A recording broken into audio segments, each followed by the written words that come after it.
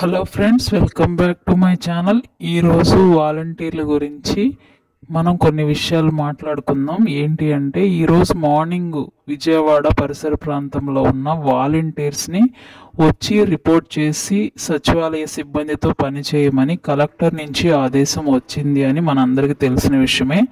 అయితే ఆ యొక్క న్యూస్ విన్న ప్రతి ఒక్క వాలంటీరు ఉలిక్కి పడ్డారు. మమ్మల్ని కూడా విధుల్లో తీసుకుంటే మేము కూడా ఇలాంటి భయంకరమైన విపత్తుల్లో ఉన్న ప్రజలను ఆదుకునే వాళ్ళం కదా, ఓన్లీ విజయవాడ వాలంటీర్స్ని ఎందుకు తీసుకున్నారు, మమ్మల్ని కూడా తీసుకుని ఉంటే బాగుండేది కదా, ఇలాంటి సమయాల్లో మేము కూడా ప్రజలను ఆదుకునేవారము అని అంటున్నారు. అయితే మీరు అనే దానిలో న్యాయం ఉంది, కానీ మీరు ఒక విషయాన్ని గమనించాలి.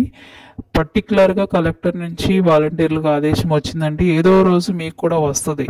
అంటే వాళ్ళని జస్ట్ హోల్డ్ చేశారు, కానీ వాళ్ళ యొక్క సేవల్ని వినియోగించుకునే సమయానికి వినియోగించుకుంటారు. పక్కా ప్రణాళికతో మీ యొక్క జాబ్స్ని మీకు అందిస్తారనిపిస్తుంది. అలాగే ఇంకొన్ని విషయాలు ఏంటంటే, జగన్ గారు మీ గురించి మాట్లాడారు.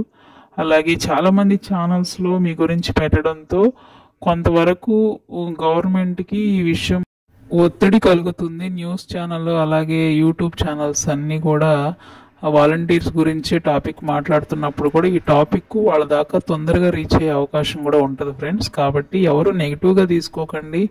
ఏం ఫేక్ న్యూస్లు అన్నీ పెడుతున్నారని అంటున్నారు. మేము ఎటువంటి ఫేక్ న్యూస్ పెట్టట్లేదు, వార్తాపత్రికల్లో వచ్చే న్యూస్లు చెప్తున్నాము. అలాగే మాకు తెలిసిన విషయాలు మీతో షేర్ చేస్తున్నాము. జస్ట్ మీకోసం ఒక చిన్న ప్రయత్నం చేస్తున్నాము. కాబట్టి ఆదరించాలనుకుంటే లైక్ చేసి సబ్స్క్రైబ్ చేసి సపోర్ట్ చేయండి, లేదు అనుకుంటే స్కిప్ చేసేయండి. డోంట్ వరీ, మీకైతే ఏదో ఒక రోజు న్యాయం జరుగుతుంది. వాలంటీర్స్ అందరినీ కంపల్సరీగా తీసుకుంటారు.